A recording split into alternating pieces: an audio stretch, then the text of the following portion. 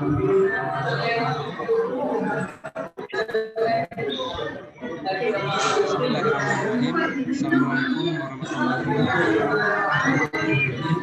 Alhamdulillahirabbil alamin wa bihi nasta'inu ala umuri dunya waddin. Wassalamu ala mursalin ala dunya waddin wa ala alihi washabbihi ajmain. Baik, pada kesempatan kali ini kami dari kelompok 6 ingin mempresentasikan hasil kerja kelompok kami yang berjudul detektor gizi LC dan SFC yang beranggotakan di mana saya Jainur Sumarmi Safrullah Atanta, kemudian ada Sarafona, Nurkalis Almanda Puja, Rehan Hayati, dan Wulan Sukma. Baik, untuk pertama kali akan dijelaskan oleh Sarafona. Baik, buat presentation di sini ada pengertian kromatografi, detektor gizi, dan detektor SFC.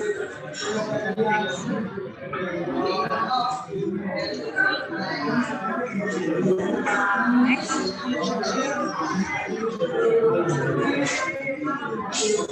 Kromatografi merupakan teknik pemisahan didasarkan atas perbedaan distribusi dari komponen campuran pada dua fase, yaitu fase pada cair dan fase cair atau bila fase aktif dikenal dengan istilah kromatografi penyenapan atau absorption.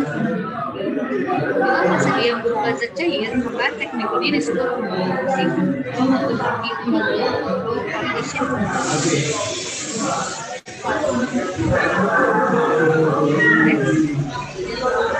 Bagian dari kromatografi adalah gas primer, injektor, berada dalam dan itu berada dalam kemudian berada dalam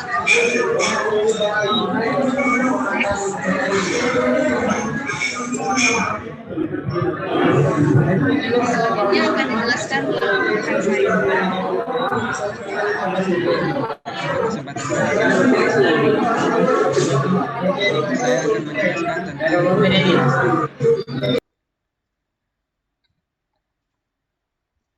apa itu detektor.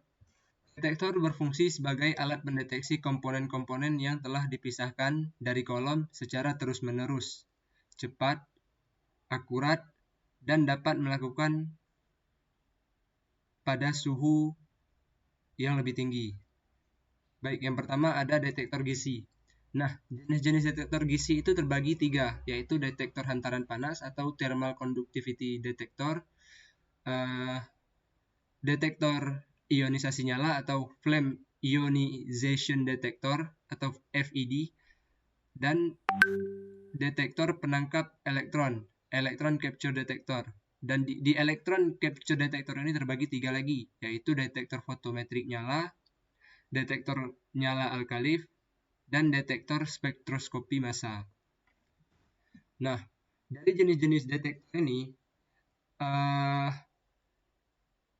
jenis detektor digunakan berdasarkan tergantung dari senyawa apa yang ingin dideteksi. Seperti thermal conductivity detector, di mana pada jenis detektor ini semua senyawa yang dapat dibawa gas itu dapat dideteksi menggunakan detektor ini dengan minimum jumlahnya yang untuk dideteksi itu adalah 10 ppm. Kemudian ada flame ionization detector. Nah, detektor ini digunakan untuk mendeteksi zat atau senyawa organik. Minimalnya itu adalah 0,1 ppm. Kemudian ada electron capture detector. Nah, detektor ini berfungsi untuk mendeteksi senyawa organik halogen atau senyawa logam. Kemudian ada flame thermionic detector. Detektor ini berguna untuk mendeteksi senyawa organik yang ada nitrogennya atau senyawa yang ada fosfornya. Kemudian ada flame photometric detector. Detektor ini digunakan untuk mengidentifikasi senyawa inorganik, organik, senyawa organik yang ada sulfurnya dan senyawa organik yang ada fosfornya. Kemudian ada surface ionization detector. Nah, detektor ini berfungsi untuk mengidentifikasi adanya amina di dalam senyawa tersebut dan minimalnya adalah 0,1 ppb. Ini adalah bentuk contoh dari flame ionization detector. Dapat kita lihat di sini terdapat koil pembakaran apinya, di mana penggunaan detektor ini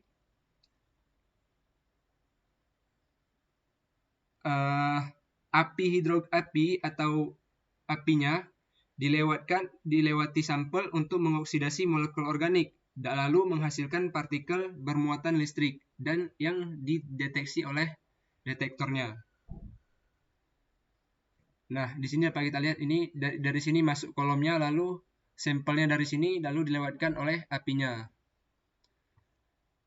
Baik, selanjutnya akan dilanjutkan oleh rekan saya. Baik, detektor yang kedua itu adalah detektor LC. Nah, berbeda dengan detektor GC, detektor LC terbagi menjadi 3, yaitu ada spektrometer massa atau MS, kemudian ada indeks bias dan fluorescence. Next.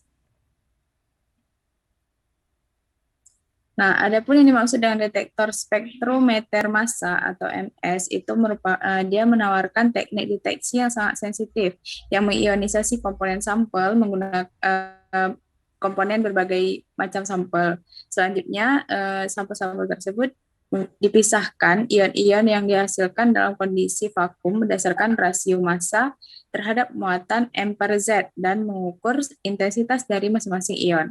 Kemudian ada detektor indeks bias, itu dia menggunakan monokromator dan merupakan salah satu detektor LC yang paling tidak sensitif. Detektor ini sangat berguna untuk mendeteksi senyawa-senyawa yang tidak ionik, tidak menyerap sinar ultraviolet, dan tidak berpendar. Sampel diperiksa dengan detektor ini adalah seperti gula, alkohol, asam lemak, dan polimer. Nah, detektor yang ketiga adalah fluoresensi. Fluoresensi merupakan detektor HPLC paling sensitif yang digunakan hampir secara eksklusif dalam kromatografi cair atau LC. Ini adalah detektor khusus yang hanya merasakan zat-zat yang memancarkan cahaya. Detektor ini populer untuk analisis jejak dalam ilmu lingkungan. Karena sangat sensitif, responnya hanya linier pada rentang konsentrasi yang relatif terbatas. Selanjutnya akan dijelaskan oleh saya.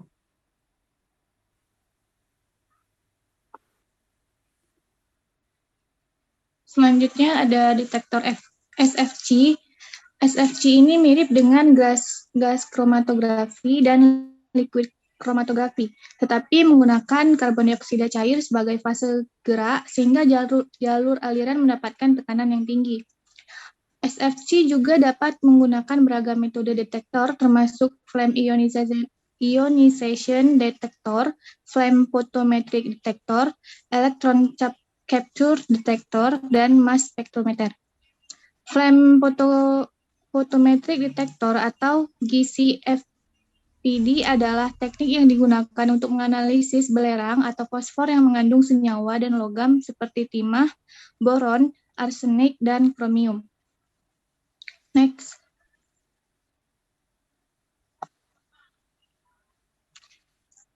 FPD menggunakan api hidrogen atau udara pada sampel yang dilewatkan. Fosfor dan belerang yang mengandung hidrokarbon menghasilkan semiluminesken pada panjang gelombang tertentu, yang ketika dilewatkan ke dalam fotomultiplier menghasilkan sinyal listrik yang kemudian dapat diukur. Sebagaimana pada teknik GC lainnya, gas pembawa harus memiliki tingkat pengotor air dan oksigen yang rendah, karena air dan oksigen dapat berinteraksi dengan fase stasioner dan menimbulkan masalah besar seperti noise baseline dan bleed di kolom dalam kromatogram gas keluaran yang menurunkan kepekaan penganalisis dan menurunkan masa pakai kolom. Next. Selanjutnya akan dijelaskan oleh rekan saya. Bang Halis.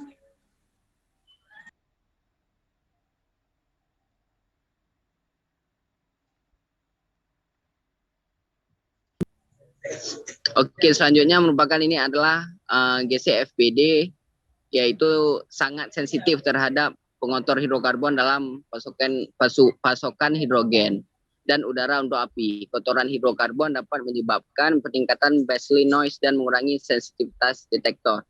Dan selanjutnya di bawah ini adalah merupakan salah satu contoh dari GC FPD ini, yang mana ini adalah yang bisa kita lihat bahwasanya yang dari bawah ini merupakan tempat taruhnya sampel dan tempat pembakarannya di atas, yaitu di api yang biru ini, dan dideteksi oleh detektornya yang ini, yang di daerah yang pelangi sampai dengan dan yang dari pelangi sampai ke biru ini, dan selanjutnya direkam di PMT ini.